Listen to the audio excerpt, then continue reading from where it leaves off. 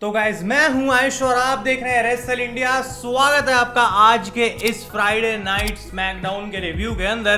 तो शो है आज हो चुका है खत्म और काफी सारी चीजें इसके अंदर हमें देखने को मिली हैं। कुछ खास समर स्लैम के बारे में तो हमको पता लगा नहीं, लेकिन आज का जो स्मैकडाउन शो था एक एवरेज सा शो था।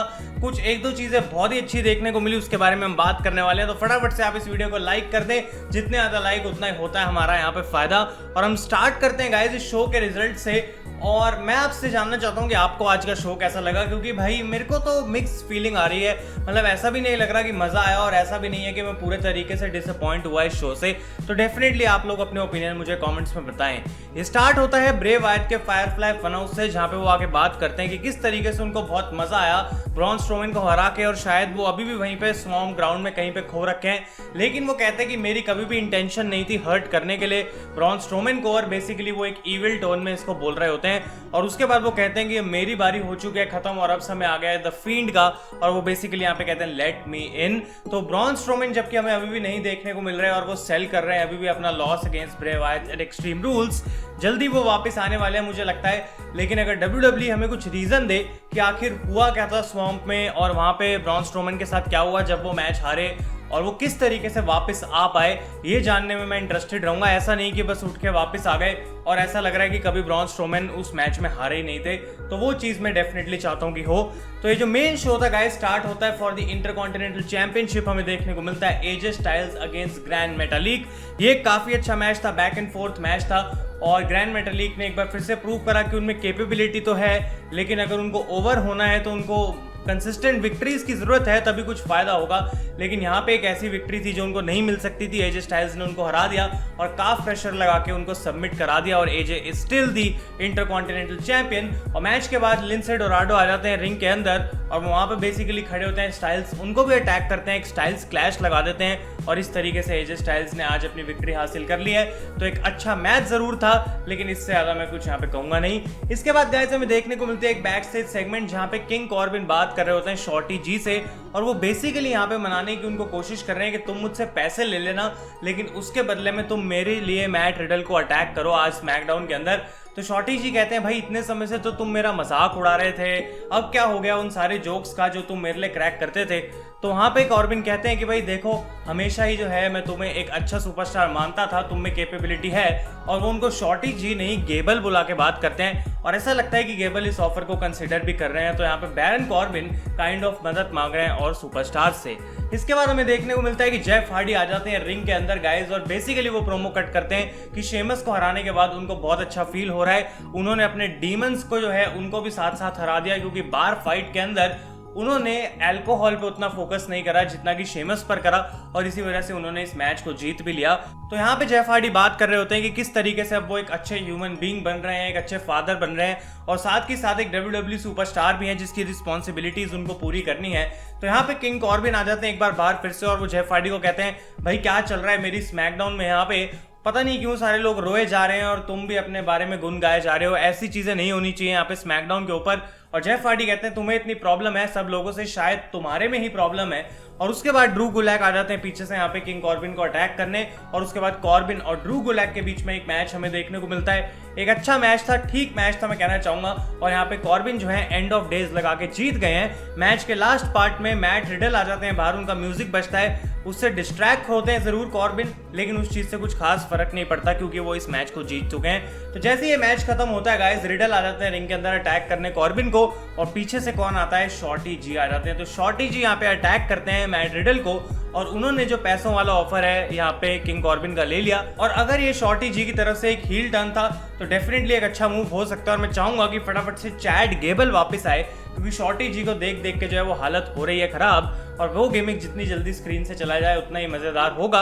और अब फाइनली अगर ये हील टर्न होता है तो शायद कॉर्बिन भी अपनी एक फैक्शन बना सकते हैं। आई डोंट नो क्या होगा, लेकिन यहाँ पे उन्होंने हेल्प करी कॉर्बिन की, पैसे ले लिए बदले में, और मैट रिडल को भी अटैक कर दिया। इसके बाद गाइस हमें देखने को मिलता है बिग ई का मैच अगेंस्ट द मिज, और इस मैच में मैं कहना चाहूंगा एंटरटेनिंग मैच जरूर था, काफी लंबा ये मैच चला, और पूरे मैच में ही जॉन मॉरिसन जो है वो इंटरफेयर करे जा रहे थे, बार बार बिगी पे अटैक करे जा रहे थे, और रेफरी को मिस डिस्ट्रैक्ट करने में एक बहुत अच्छी जॉब कर रहे थे। और बेसिकली स्टोरी लाइन यहाँ पे ये दिखाई जा रही थी कि बिगी के पास अब ना ही कोफी है ना ही जेवियर है, तो रिंग साइड उनके लिए मदद करने के लिए कोई है नहीं, जबकि मिज और मॉरिसन इस चीज का फायदा उठा रहे हैं। तो हमें देखने को मिलता है कि मॉरिसन अटैक करने की कोशिश करते हैं बिगी को एक बार, लेकिन इस बार रेफरी उनको पकड़ लेता है और उनको इजेक्ट कर देता है रिंग साइड से। तो मॉरिसन यहाँ से बाहर चले जाते हैं और उसके बाद मिज एक स्कल क्रशिंग फिनाली जरूर लगाते हैं, लेकिन बिगी उस पर किक आउट करते हैं और अपना नया सबमिशन मूव जिसका नाम है स्ट्रेच मफलर सबमिशन वो लगाते हैं और मिज यहाँ पे फटाफट से टैप आउट कर देते हैं। एक पॉजिटिव चीज जो मुझे यहाँ पे देखने को मिली वो ये कि Big E looks really good as a single superstar.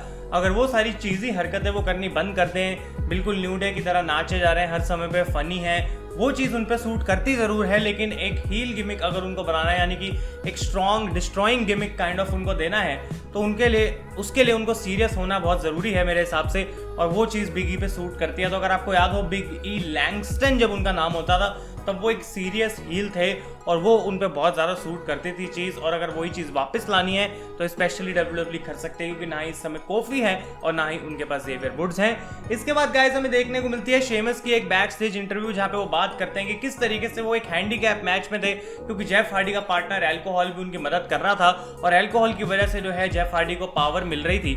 और अगर ऐसा शेमस सोच रहे हैं then Sheamus is the biggest idiot, क्योंकि उन्होंने ही बार फाइट की स्टिपुलेशन चुनी थी और उन पे वो चीज़ काम नहीं करी। तो बेसिकली शेमस कहते हैं मैं जेफ हार्डी से अपनी फ्यूड अब खत्म कर चुका हूं, लेकिन अब स्मैकडाउन रोस्टर को मैं नोटिस पे डाल रहा हूं क्योंकि मैं आने वाला हूं, और अब पता नहीं किसके अगेंस्ट उनकी नई फ्यूड स्टार्ट हो सकती है। आप लोग मुझे कमेंट से बताएं किसके अगेंस्ट आकर लड़ सकते हैं शेमस, लेकिन काफी इंटरेस्टिंग रहेगा। वो अपनी फ्यूड स्विच कर रहे हैं और जेफ हार्डी की भी फ्यूड स्विच हो रही है, तो काफी सारे चेंजेस आने वाले हैं। इसके बाद गाइस हमें देखने को मिलता है नाओमी अगेंस्ट लेसी एवंस। ये फालतू की फ्यूड चल रही है काफी हफ्तों से और यहाँ पे नाओमी इस मैच को जीत गई एक स्लाइड रोल लगा के, और बेसिकली लेसी एवंस बहुत ज्यादा अपसेट थी, लेकिन नाओमी यहाँ पे खुश हो गई।